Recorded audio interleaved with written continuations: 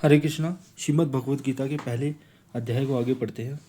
इतिहास इस बात को दर्शाता है कि युद्ध लोभ, द्वेष या मजहबी मतभेदों के कारण किए जाते हैं, किंतु यह सोचना कि ईश्वर हमारी ओर है, यह केवल एक सहूलियत की बात है।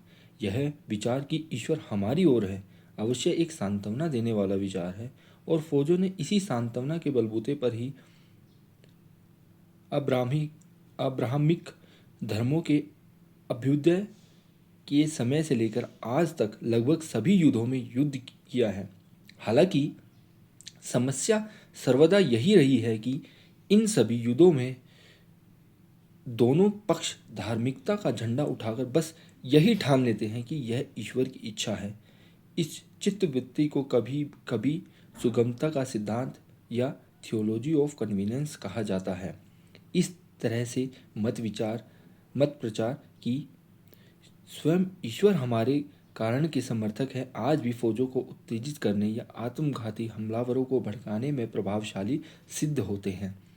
यह एक सत्य कथन है कि इतिहास के इन अंधकार में कालावधियों में किसी भी अन्य पृथक अप्राकृतिक दुर्घटनाओं से अधिक लोग ईश्वर के नाम पर मारे गए हैं, और इसी कारण अधिक निरपराध भी मृत्यु के घाट उतारे गए हैं।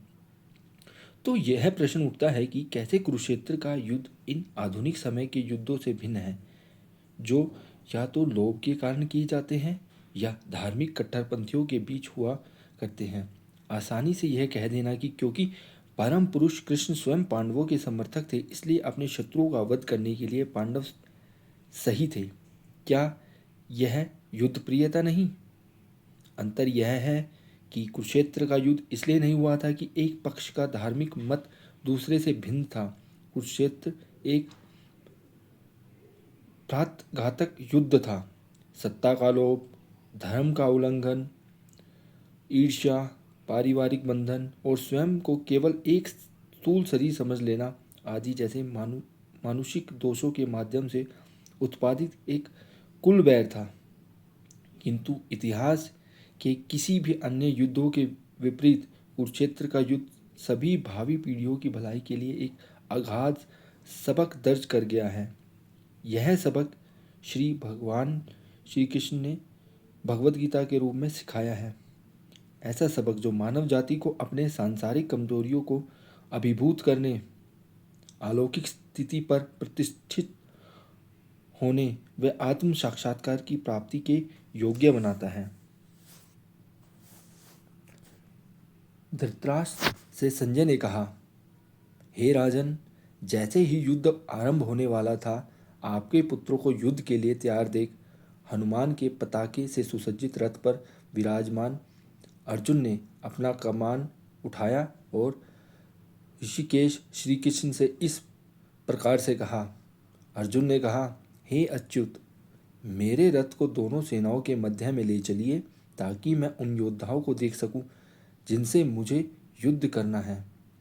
युद्ध भूमि में एकत्रित हुए उन सभी योद्धाओं को मुझे देखना है जो धृतराष्ट्र के दुष्ट पुत्र दुर्योधन को प्रिय हैं। संजय ने कहा, हे भारत, उनकी विनती पर श्री कृष्ण अर्जुन के भव्य रथ को दोनों सेनाओं के मध्य ले गए।